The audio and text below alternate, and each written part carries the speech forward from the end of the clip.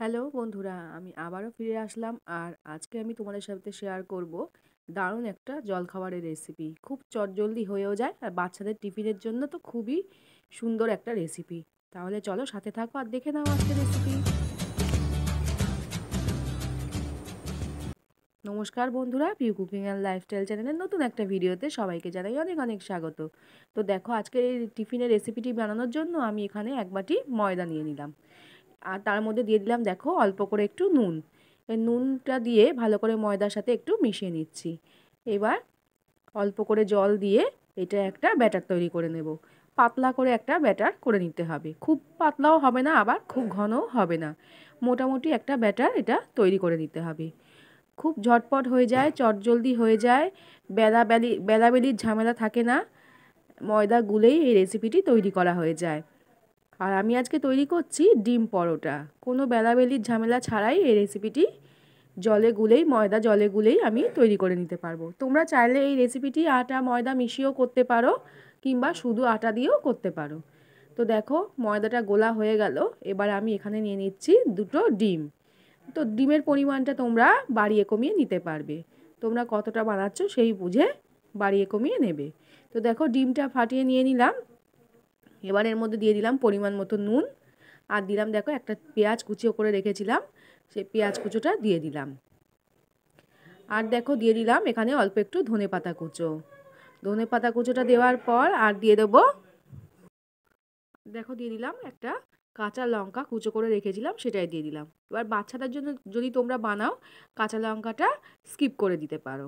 তো দেখো দেওয়ার পর এবার ডিমটা ভালো করে একটু গুলে নিচ্ছি। তো দেখো ভালো করে একটু চামচ দিয়ে গুলে নেবো। আর দেখো এখানে অল্প করে একটু গোলমরিচ গুঁড়োও দিয়ে দিলাম। তো বাচ্চাদের জন্য বানালে তোমরা শুধু গোলমরিচটাও দিতে পারো, কাঁচা লঙ্কাটা বাদ দিয়ে দেবে। তো দিয়ে ভালো করে আমি এটা গুলে নিচ্ছি ডিমের মধ্যে। তো ডিমটা ভালো করে গুলে নেওয়া হয়ে গেছে। এবার ওভেনের মধ্যে আমি একটা ফ্রাই প্যান বসিয়ে দিয়েছি। এবার ফ্রাই প্যানটা গরম করে নিয়ে এক চামচ তেল, সাদা তেল দিয়ে দিলাম। দিয়ে ভালো করে ফ্রাই প্যানের মধ্যে লাগিয়ে নিলাম। নিয়ে এবার দেখো যে ময়দার ব্যাটারটা গুলে রেখেছিলাম, সেই ময়দার ব্যাটার এক হাতা দিয়ে দিলাম। 1 থেকে 1.5 হাতা দিলাম। রুটিটা কত বড় করবে সেই পরিমাণ অনুযায়ী ব্যাটারটা দিয়ে দেবে। তো দিয়ে দেখো ভালো করে একটু ঘুরিয়ে ঘুরিয়ে একটা রুটির শেপ দিয়ে দিচ্ছি। তো ব্যাটারটা দেওয়ার পর এবার দেখো ভালো করে উল্টে পাল্টে একটা রুটি ভেজে নেব, পরোটা করে ভেজে নেব আর কি। তো দেখতেই পাচ্ছ বন্ধুরা, কোনো রকম মাখা বেলার ঝামেলা ছাড়াই এটা তৈরি করা হয়ে যায় খুব সুন্দরভাবে। আর ঝটপট তৈরি হয়ে যায়। সকালে টিফিন বানানোর তাড়া থাকলে তোমরা এই রেসিপিটা কিন্তু ঝটপট বানিয়ে ফেলতে পারবে। বাচ্চাদের টিফিনে এটা স্কুলের টিফিনেও দিতে পারবে। এমনকি বড়দেরও কিন্তু এই রেসিপিটা খেতে ভীষণই ভালো লাগবে। তো দেখো একটা পরোটা আমি ভেজে তুলে নিলাম। এবার আবারও 1 চামচ তেল দিয়ে দিলাম, সাদা তেল। দিয়ে এবার এর মধ্যে যে ডিমের ব্যাটারটা গুলে রেখেছিলাম, ডিমটা মানে ফেটিয়ে রেখেছিলাম সুন্দর করে, সেই ডিমটা অল্প করে একটু দিয়ে দিলাম। তো 2 চামচ বড় চামচের দিলাম। দিয়ে ভালো করে একটা অমলেটের মতো করে নিচ্ছি। তো দেখো ভালো করে একটু ছড়িয়ে দিচ্ছি ডিমটা। দেওয়ার পর এবার যে রুটিটা করলাম সেটা ওপর থেকে দিয়ে দিলাম। এবার ভালো করে একটু চেপে চেপে দেবো, তাতে করে ডিমটা সুন্দরভাবে রুটির গায়ে মিশে যাবে। এবার অল্প করে ধার থেকে একটু তেল দিয়ে দেবো, দিয়ে ভালো করে ভেজে নেব, পরোটার মতো করে ভেজে নেব।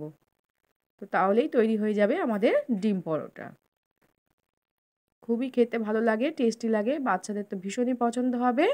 এটা তোমরা সস দিয়েও সার্ভ করে দিতে পারো বাচ্চাদের, কিংবা রোলের মতো করেও দিতে পারো। ভেতরে শসা কুচো পেঁয়াজ কুচো দিয়ে সস দিয়ে রোলের মতো করে মুড়ে দিতে পারো, ওদের কিন্তু ভীষণই পছন্দ হবে এটা।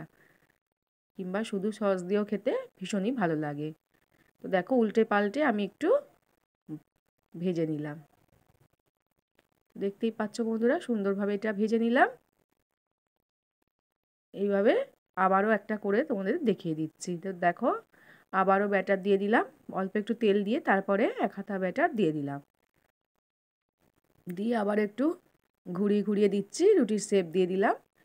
দিয়ে একটু হতে দেব, তারপরে উল্টে দেব। তো খুব সুন্দরভাবেই কিন্তু এই রুটিগুলো তৈরি হয়ে যায়। তো দেখো তুলে নিলাম। দিয়ে এবারও ডিমের ব্যাটার আবার দিয়ে দিচ্ছি। ডিমের ব্যাটারটা দেওয়ার পর উপর থেকে রুটিটা আবারও দিয়ে দেবো। তো দেখো ভালো করে একটু ছড়িয়ে দিতে হবে ডিমটা।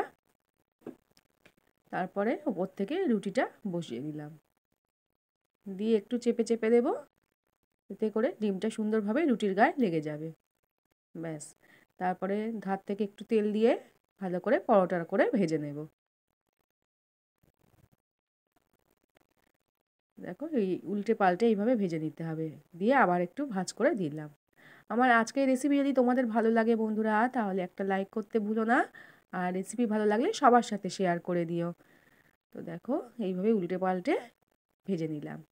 আর চ্যানেলে যদি নতুন বন্ধু এসে থাকো, আমার রেসিপি দেখছো, যদি ভালো লাগে অবশ্যই চ্যানেলটিকে সাবস্ক্রাইব করে নিও। আর ফেসবুক থেকে দেখে থাকলে অবশ্যই প্রোফাইলটা ফলো করতে ভুলো না। ভালো লাগলে সবার সাথে শেয়ার করে দিও। তো দেখো সবগুলো আমার ভাজা হয়ে গেছে, দেখো কত সুন্দর হয়েছে। আজ তাহলে এখানেই বিদায় নেব। সবাই খুব ভালো থেকো, আবারও দেখা হবে নতুন ভিডিওতে। টাটা।